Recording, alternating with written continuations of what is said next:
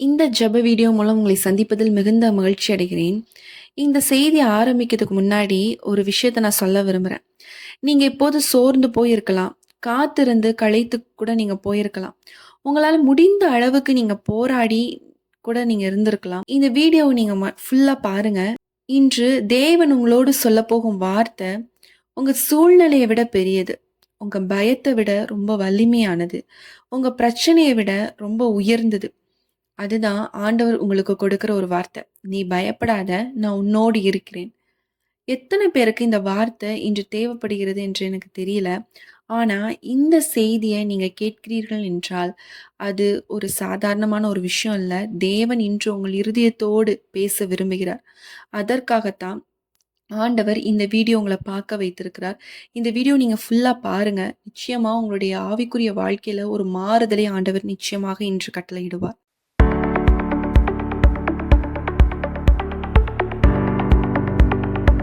நம்ம ஒரு வசனம் கூட வாசிக்கலாம். ஏசாயா 41ஆம் அதிகாரம் 10ஆம் வசனம்.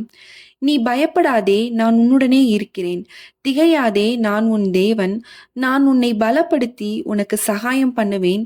என் நீதியின் வலது கரத்தினால் உன்னை தாங்குவேன்." இந்த ஒரு வசனத்துல 5 வாக்குத்தத்தங்கள நமக்கு தேவன் கொடுக்கிறார். அதாவது உன் பிரச்சனைய நான் உடனே மாற்றுவேன்னு ஆண்டவர் சொல்லல. பிரச்சனை இருந்தாலும் அது நடுவுல நான் உன் கூட இருப்பேன் அப்படிங்கிறத ஆண்டவர் சொல்றார். ஃபர்ஸ்ட் ஒரு விஷயம் பாருங்க, பயப்படாத. இந்த வசனத்தோட முதல்லயே ஆண்டவர் சொல்ற ஒரே ஒரு வார்த்தை பயப்படாத. ஏன் ஆண்டவர் சொல்றாரு பாருங்க, பயம் தான் மனிதனோட பலத்தையே என்ன பண்ணும்னா உடைச்சிரும். ஒரு பிரச்சனை வரதுக்கு முன்னாடி பயம் வந்துருச்சுன்னு வச்சுக்கோங்களேன், அந்த பிரச்சனைய நம்மளால ஓவர் கம் பண்ண முடியாது. பயந்து பயந்தே நம்ம ரொம்ப முடங்கி போற ஒரு நபரா காணப்படுவோம். என்னாகும்? என்னாகும்? இப்படி பல கேள்விகள் வந்து இப்படியே நம்ம பயந்து பயந்து ரொம்ப முடங்கி போயிருவோம். அதனால தான் ஆண்டவர் சொல்றாரு, பயப்படாத. பயம் வந்து சூழ்நிலைய பார்க்கும். ஆனா விசுவாசம் என்ன பண்ணும் அப்படின்னா, தேவனை பார்க்கும். அப்ப பயத்த உடைச்சுட்டு விசுவாசத்தோடு என்னை நோக்கி பாரு அப்படின்னு சொல்லி ஆண்டவர் வந்து இங்க நமக்கு ஒரு வாக்குத்தத்தத்த கொடுக்கிறார். செகண்ட் ஒரு வார்த்தை கொடுக்கிறார். நான் உன்னோடு கூட இருக்கிறேன் அப்படிங்கிறத ஆண்டவர் சொல்றார். இந்த வசனம் ரொம்ப அழகா இருக்கும். நான் உன்னோடு கூட இருக்கிறேன். ஆண்டவர் எவ்வளோ அழகா நம்மள பார்த்து, "நான் உன் கூட தான்ப்பா இருக்கிறேன்" அப்படிங்கிறத ஆண்டவர் சொல்றார்.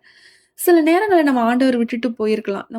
நம்மளுடைய கேரக்டர் மாறி இருக்கலாம். நம்மளுடைய ஆண்டவர் செஞ்ச நன்மைகள கூட மறந்து நம்ம வந்து ஆண்டவர விட்டுட்டு நம்ம வந்து உலகத்தினோட வழியில போயிரலாம். ஆனா ஒரு கஷ்டம் வரும்போது ஆண்டவர் நம்ம கூட தான் நிப்பார். "நான் உன் கூட தான் இருக்கிறேன்ப்பா." நம்ம மன்னிப்பு கேட்டாலும் ஆண்டவர் திரும்பவும் நம்மள வந்து அணைக்கிறார். அப்ப நம்மளுக்கு ரொம்ப கில்ட்டா ஃபீல் ஆகும். ஆண்டவர் நம்ம கூட தான் இருக்கிறேன் அப்படிங்கிறத ஒரு வாக்குத்தத்தமாகவே ஆண்டவர் வந்து குடுக்குறார். நம்ம முன்னாடி கூட ஒரு பிரேயர் வீடியோல கூட ஒரு ஸ்டோரி ஒண்ணு பார்த்துருப்போம். ஒரு மலை பகுதியில வந்து ஒரு அப்பாவும் பையனும் நடந்து போயிட்டுருக்கும்போது, அதாவது அந்த பையன் பயந்துட்டு, பயமா இருக்கு அப்படின்னு சொல்லும்பொழுது, என்ன பண்ணுவாருன்னா, அவங்க அப்பா வந்து கைய பிடிச்சுப்பாரு. அப்போ வந்து அந்த பையனுக்கு அதுக்கப்புறம் வந்து பயம் இருக்காது. ஏன்னா, அப்பா என்ன பிடிச்சிருக்கிறாரு, நான் கீழ விழமாட்டேன் அப்படிங்கிற ஒரு தைரியம் இருக்கும். அதே தான் இன்றும். அப்பா வந்து உங்களோட கரத்த பிடிச்சிருக்கிறாரு. அதனால நீங்க வந்து எத குறிச்சும் பயப்படக்கூடாது. ஏன்னா, அவர் உங்க கூட இருக்கிறேன் அப்படிங்கிற விஷயத்த ஆண்டவர் இன்று உங்களுக்கு அந்த வார்த்தை மூலமாய் பேசிக் கொண்டிருக்கிறார். 3வதா ஒரு விஷயம் என்ன சொல்றார்ன்னா, நான் உன்னை பலப்படுத்துவேன் அப்படிங்கிற விஷயத்த ஆண்டவர் உங்களுக்கு சொல்றார். அதாவது பல காயத்தினால நீங்க உடைஞ்சு போய் ரொம்ப பலவீனப்பட்டுருக்கலாம். இருதயத்தின் காயத்தினால நீங்க ரொம்ப டவுன் ஆயிருக்கலாம். உங்களுடைய ஆவி, ஆத்துமா என்ன ஆயிருக்குன்னா, ரொம்ப டவுனான ஒரு ஃபீல்ல வந்து நீங்க காணப்படலாம். "இனி என்னால முடியாது, அவ்வளதான்" அப்படின்னு இருக்கிற டைம்ல, உங்க இருதயத்திற்கு காயத்தை ஆற்றக்கூடிய ஒரு தேவனாக, பலப்படுத்தக்கூடிய தேவனாக நான் உன்னோடு கூட வருகிறேன் அப்படிங்கிறத ஆண்டவர் இன்று உங்களுக்கு ஒரு புதிய பலனை கொடுக்கிறேன் அப்படிங்கிறத ஆண்டவர் சொல்றார். தாவீது கோலியாத்த எதிர்கொண்டபோது பெரிய ஷீல்டோ எதுவும் போட்டு போல. தேவன் மீது இருக்கிற நம்பிக்கையில அந்த எ அந்த ஸ் அந்த அந்த பெரிய கோலியாத்த எதிர்கொண்டு ஜெயித்தார். அப்போ அந்த விசுவாசம், அதாவது நம்ம சோர்ந்து போய், பயந்து போய், ஒடுங்கி போயிருந்தாலும் நம்மளால என்ன பண்ண முடியாது? எதிர்த்து நிற்க முடியாது. அப்ப எதிர்த்து நிற்கிறதுக்கு பலன் வேண்டும். அது எங்கருந்து வரும் அப்படின்னு பார்த்தீங்கன்னா, தேவனிடத்திலிருந்து தான் அந்த பலன் வரும். அது ஆண்டவர் உங்களுக்கு கொடுக்க போகிறார். "உனக்கு சகாயம் பண்ணுவேன்" அப்படிங்கிற வார்த்தை இங்க சொல்லப்பட்டிருக்கு. அப்போ அவர் என்ன பண்றாருன்னா, சில நேரம் யாரிடத்திலுமே நம்மளுக்கு வந்து உதவி தேவைப்படும். ஒரு ஒரு யாரிடத்துல சொல்ல முடியாத சில உதவிகள் வந்து நம்மளுக்கு தேவைப்படும். அந்த நேரத்துல ஆண்டவர் உங்களுக்கு உதவி பண்ணுவார். மனுஷங்க தயவ உண்டு பண்ணி, ஒரு சகாயம் பண்ணக்கூடிய ஒரு கிருபைய ஆண்டவர் என்ன பண்ணுவார் அப்டின்னா, தேவன் என்ன பண்ணுவார், சில கதவுகளை உங்களுக்காக திறப்பார் அப்டிங்கிறத ஆண்டவர் வந்து வாக்கு குடுக்குறார். 5வது ஒரு விஷயம் என்னன்னா, என் நீதியின் வலது கரத்தினால் உன்னை தாங்குவேன்.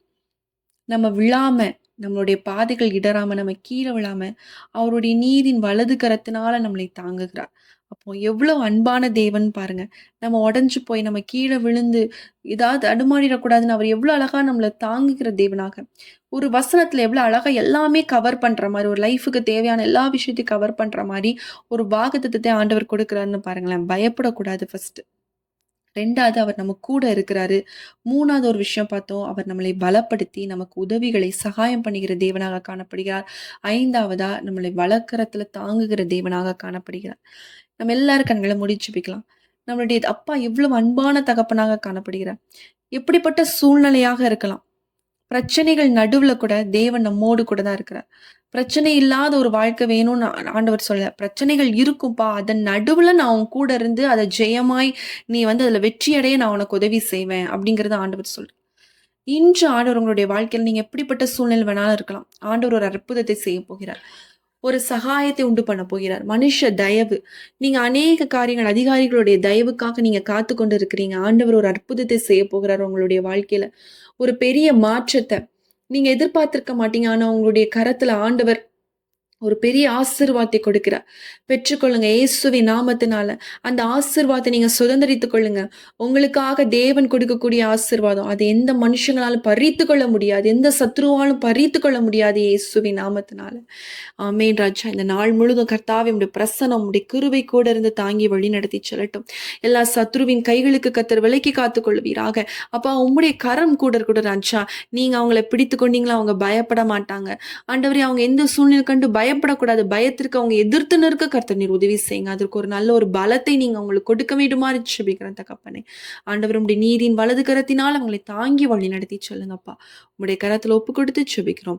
இயேசுவின் நாமத்தில் ஜெபிக்கிறோம் நல்ல பிதாவே. ஆமென். இந்த வீடியோ உங்களுக்கு ரொம்ப யூஸ்ஃபுல்லா இருந்திருக்கும். நிச்சயமாக ஆண்டவர் உங்களோடு கூட இருக்கிறார். நீங்க எந்த சூழ்நிலை கண்டு பயப்படாதீங்க. அவர் உங்களை வழிநடத்தி செல்வார். இந்த வீடியோ உங்களுக்கு ரொம்ப யூஸ்ஃபுல்லாக இருந்திருக்கும் என்று சொல்லி நான் கர்த்தருக்குள் விசுவாசிக்கிறேன். நீங்க இதை அநேகருக்கு ஷேர் பண்ணுங்க. நம்ம வீடியோ புதுசா பார்த்துட்டு இருக்கீங்கன்னா சப்ஸ்கிரைப் பண்ணிக்கோங்க. டெய்லி நம்ம காலையில 5:30 மணிக்கு நம்ம வீடியோ போட்டுட்டு இருக்கோம். நீங்க அதுவும் பாருங்க. அது உங்களுடைய லைஃப்க்கு ரொம்ப யூஸ்ஃபுல்லா இருக்கும். மோசஸ் மினிஸ்ட்ரீஸ் அப்படிங்கிறது நம்மளோட சேனல் தான். அதுவும் நீங்க பாருங்க. அதுல நம்ம ஆவிக்குரிய சத்தியங்கள் போட்டுட்டு இருக்கோம். அதுவும் உங்களோட லைஃப்க்கு ரொம்ப யூஸ்ஃபுல்லாக இருக்கும். உங்களுக்கு ஜெப குறிப்புகள் இருக்கும் அப்படின்னா ஸ்க்ரீன்ல தர வாட்ஸ்அப் நம்பருக்கு மெசேஜ் பண்ணுங்க. இல்லைனா வாய்ஸ் நோட் பண்ணுங்க. கண்டிப்பா நாங்க உங்களுக்காக ஜெபிக்கிறோம். மீண்டும் உங்களை அடுத்த ஒரு பிரேயர் வீடியோல சந்திக்கிறேன். கர்த்தர் உங்களை ஆசீர்வதிப்பாராக. ஆமென்.